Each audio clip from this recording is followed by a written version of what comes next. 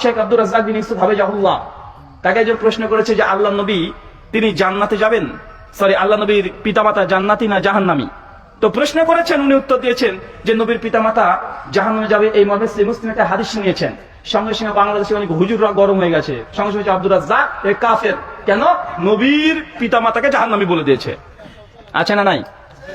আরে যদি এখানে যে জাহান্নামী বলার কারণে আব্দুর রাজ্জাক যদি কাফের হয়ে যায়, তো প্রথম কাফের কে হবে?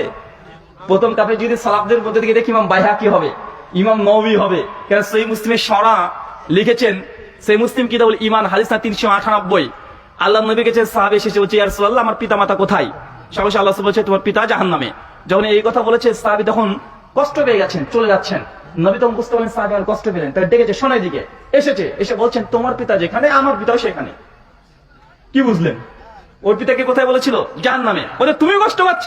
আরে আমার বাবা, আমি তো নবী, আরে আমার বাপও জাহান্নামে যাচ্ছে, জাহান্নামে যাবে, আর তুমি তোমার পিতাকে নিয়ে তুমি এত দুশ্চিন্তায় আছো। তো নবী এই হাদিসের আলোকে ইমাম নবী রাহিমাহুল্লাহ শরা করতে গিয়ে বলেছেন, এই হাদিস প্রমাণ করে আল্লাহ নবীর পিতা তার মাতা তারা জাহান্নামে যাবে, স্পষ্ট।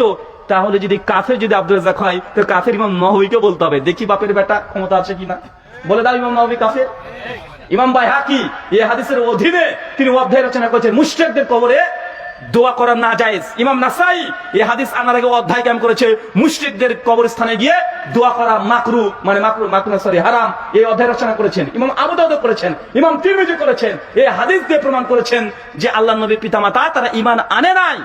তাহলে এই ইমাম বুখারী, ইমাম মুসলিম, ইমাম আবু দাউদ, ইমাম তিরমিজি এদিকে কাফের ফতোয়া দাও, আব্দুর রাজ্জাককে দিয়ে বসে আছে, আছেন নাই? কথা বলেন।